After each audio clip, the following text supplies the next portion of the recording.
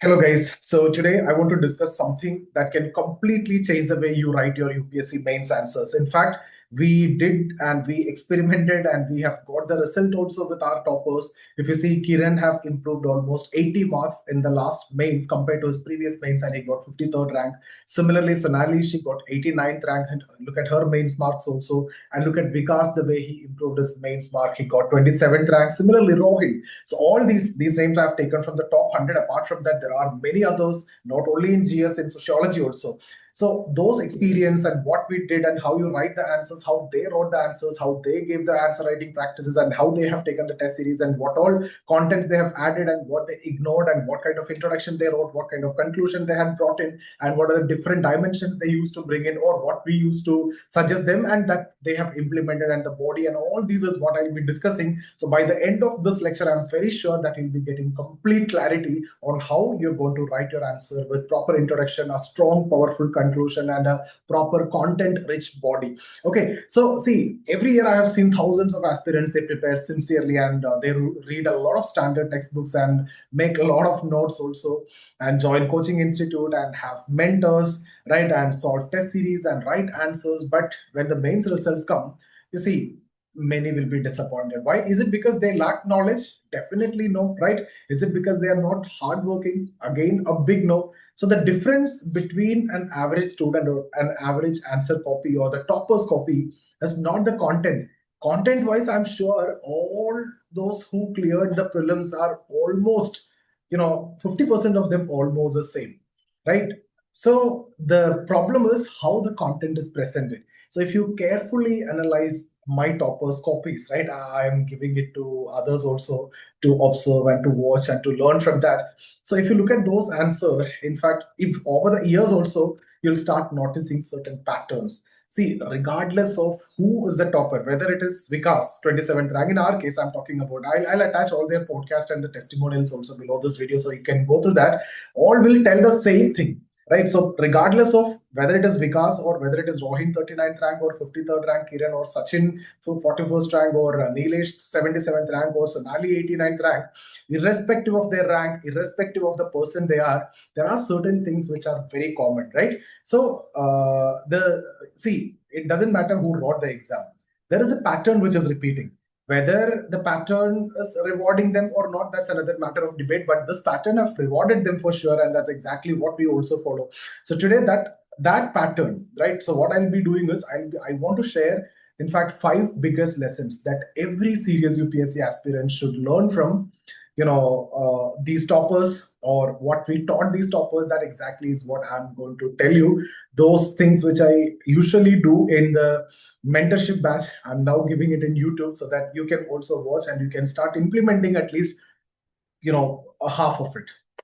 So first thing, the structure always win the mark, right? Without having a skeleton, there is no point in doing it. Even if your body, if it need to be strong, if it need to look good, there should be a proper skeleton, right? So that is how the answer also, you need to have a proper structure. The first thing that you will notice if you look at my toppers copies, they never write answers as a, continuous block or text. Their answers are extremely examiner friendly. So you think about the examiner.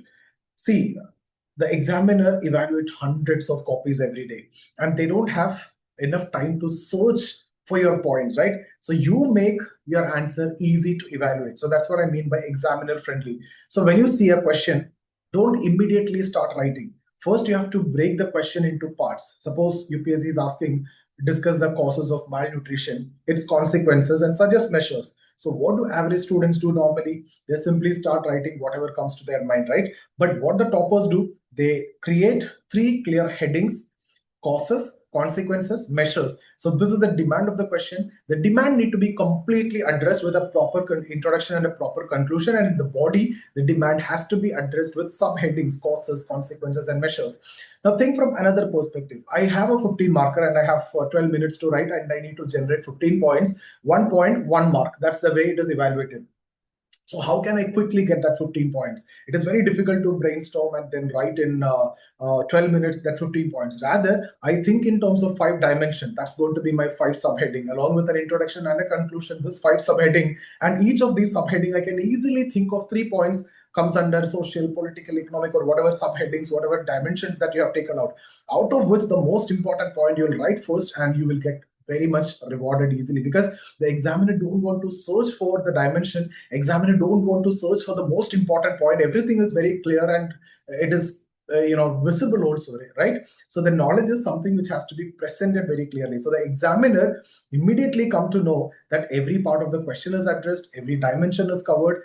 And this is what I call as question decomposition. And in fact, this is one of the simplest way to improve your score also. So demand, you need to understand decomposition of the question according to the demand of the question, and answer all the dimensions which has been asked, right? So this is exactly what you need to do. Second thing that I tell is short introduction directly leading to the question, right? That should lead to the answer and a powerful conclusion. So one common mistake that I've seen among the aspirants is spending too much time on creating artificial introduction. Some students even write 5-6 lines before they even begin answering the question or coming to the main point. So if you look at the toppers copies, what the first thing that I tell is, you need to keep a straightforward introduction that is actually leading from the question to the answer. So the toppers copies, you see exactly the opposite is what you will see than what you're doing. Not a big long conclusion. It's a short conclusion, 1 or 2 lines directly jumping onto the question, demand of the question, and that's what is actually getting rewarded, right? So even if that 1 or 2 lines, that should add value also, right? So it can it can actually start with a definition, or it can directly bring out the point which has been mentioned in the question. It could be a constitutional article, it could be a committee report, it could be a government data point. So the introduction is not like a junk sentence, it is also a value addition. So, or it can be a recent current affair example which is connected with the question, or it could be a relevant quotation which is related to the question. So the introduction in fact should set the context, and introduction should not be a junk sentence. It should also add value to your answer. It should not consume half of your answer. It should not consume your time. It should not consume your space also, right? And the same applies to your conclusion. In fact, you can give summary of what you have written as a conclusion, or way forward, or suggestion as your conclusion, which has to be more powerful. In fact, conclusion is not another paragraph which is repeating the body, but summarizing is okay, fine. What you need is one concise, optimistic, forward-looking line. Even that one line, if it is powerful, that's enough. For example, let's say instead of writing a long conclusion, you can even end up with, a participatory and accountable governance framework is essential for achieving inclusive and sustainable development.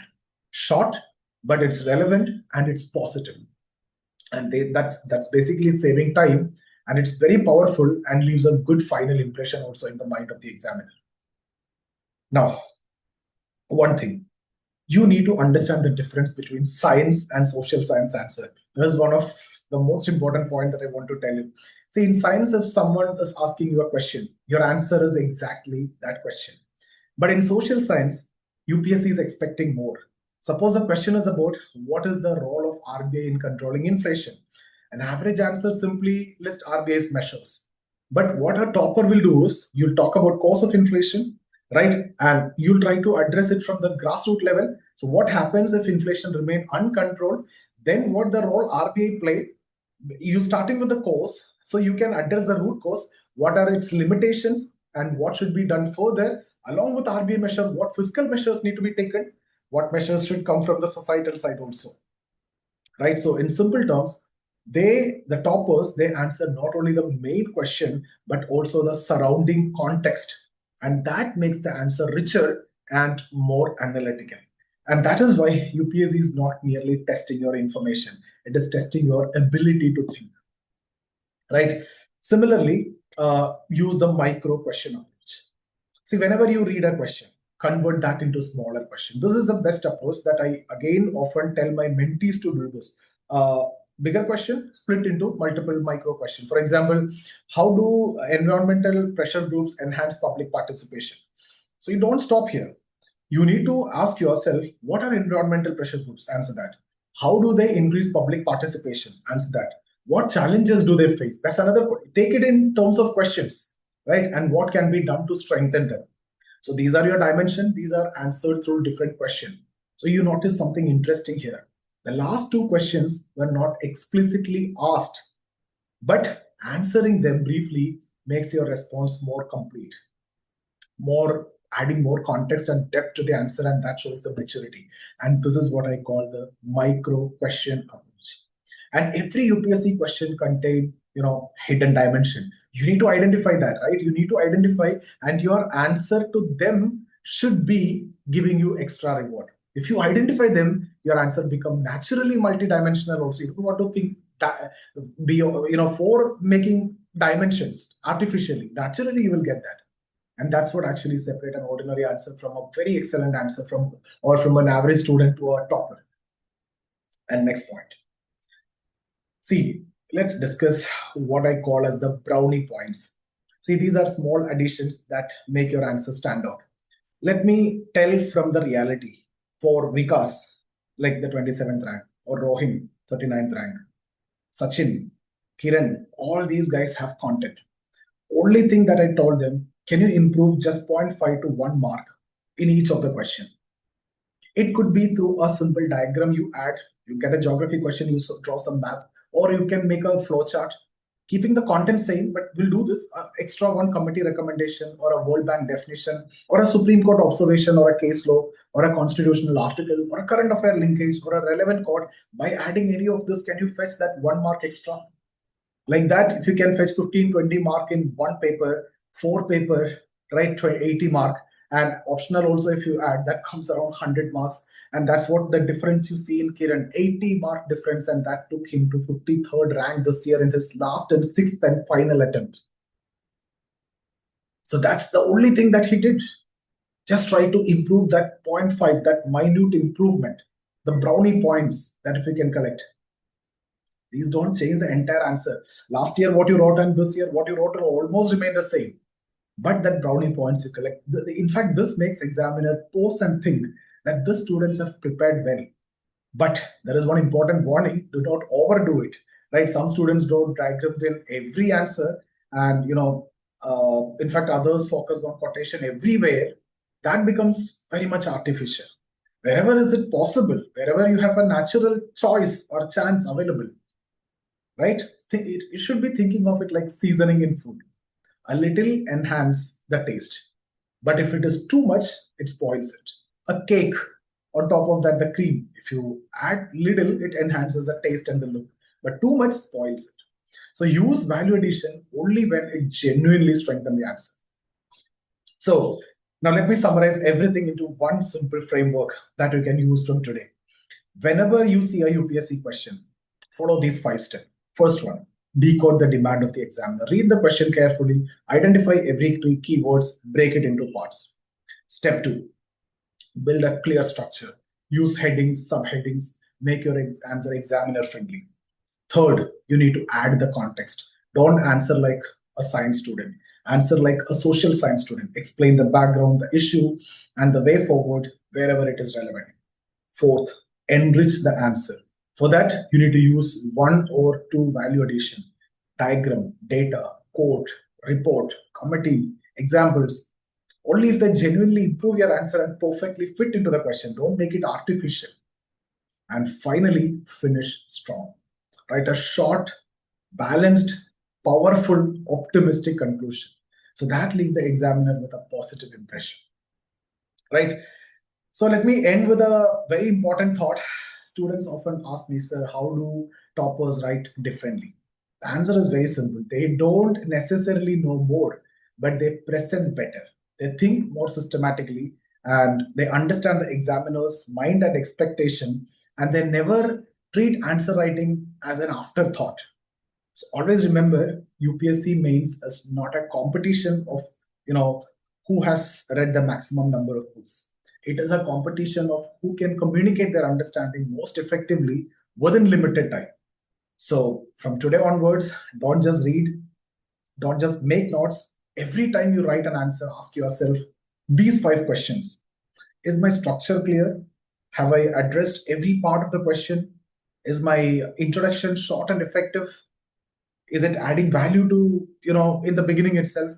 Have I added one meaningful value addition anywhere in terms of diagrams or anything? Does my conclusion leave a positive impression or not? If you consistently follow these principles, your answer quality will improve dramatically. And that improvement, if you repeat it across every paper, 5, 7, total 7 papers, GS4 and essay and optional 2.